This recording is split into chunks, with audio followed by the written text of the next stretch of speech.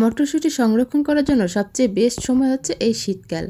শীতকালে মনে হয় সবচেয়ে বেশি মটরশুঁটি পাওয়া যায় আর দামও থাকে হাতের নাগালে। তবে রং ঠিক রেখে মটরশুঁটি সংরক্ষণ করা একটু টাফ ব্যাপারই বটে। হ্যালো এভরিওয়ান, আসসালামু আলাইকুম, ওয়েলকাম টু স্মৃতিস ডায়েরি।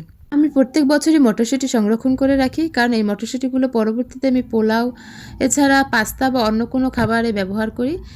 তো আজ আমি আপনাদের দেখাবো কিভাবে আমি সারা বছরের জন্য রং ঠিক রেখে এই মটরশুঁটিগুলো সংরক্ষণ করি। তবে মটরশুঁটি কেনার ক্ষেত্রে সবাই আস্ত মটরশুঁটিটাই কেনার চেষ্টা করবেন, কারণ বাজারে এখন নকল অনেক কিছুতেই ভরে গেছে। খোসা ছাড়ানো মটরশুঁটির নামে মটর ডাল তারা সবুজ রং ব্যবহার করে দিয়ে দিচ্ছে।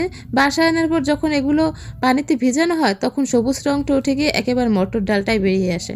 সেজন্য চেষ্টা করবেন একটু কষ্ট হলেও বাসায় এনে তারপর খোসা ছাড়িয়ে মটরশুঁটিগুলো ব্যবহার করার।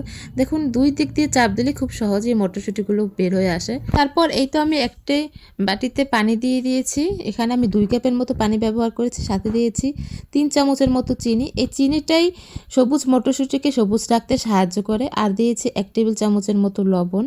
চিনি বেশি দিয়েছি কারণ চিনির কারণে মটরশুঁটিগুলো সবুজ থাকবে। পানি হালকা ফুটে উঠলে তখন আমি সবগুলো মটরশুঁটি এর ভেতরে দিয়ে দিয়েছি। দেখুন মটরশুঁটিগুলো কিন্তু ডুবে আছে পানিতে একেবারেই, কিন্তু এই মটরশুঁটিগুলো কিছুক্ষণ পরে আস্তে আস্তে সবগুলো ভেসে উঠবে। এই যে আমার মটরশুঁটিগুলো কিছুক্ষণ প্রায় 1 মিনিট পরে এগুলো ভেসে উঠেছে। আমি পানিতে এগুলো বেশিক্ষণ রাখবো না, টোটাল 2 মিনিটের মতো রাখবেন। এর বেশি রাখলে কিন্তু মটরশুঁটির রং চেঞ্জ হতে থাকবে। যখন পানিটা ফুটে উঠবে তখন এটা আমি উঠিয়ে ফেলবো।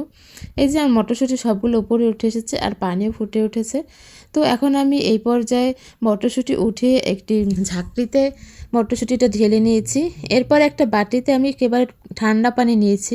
সম্পূর্ণ ফ্রিজের ঠান্ডা পানি দিয়ে সাথে সাথে এটা মটরশুঁটিগুলো এর ভিতরে দিয়ে দেবেন। কোনো অপেক্ষা করা যাবে না, সাথে সাথেই দিতে হবে।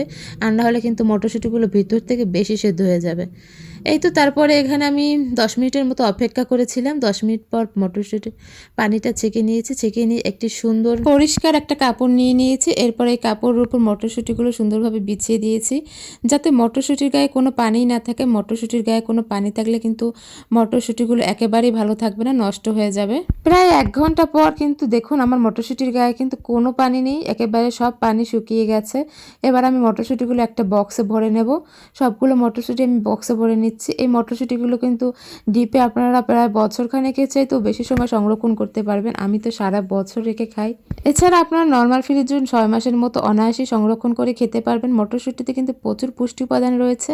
আপনারা ওই শীতে দেরি না করে অবশ্যই বাসায় এভাবে মটরশুঁটি সংরক্ষণ করে ফেলুন। তো কেমন লাগলো আমার আজকের ভিডিও? আমার ভিডিওটি ভালো লাগলে অবশ্যই আমার পাশে থাকবেন। সবাই ভালো থাকবেন, সুস্থ থাকবেন, স্মৃতিস ডায়েরির পাশেই থাকবেন। আজ বিদায় নিচ্ছি। আল্লাহ হাফেজ, ধন্যবাদ।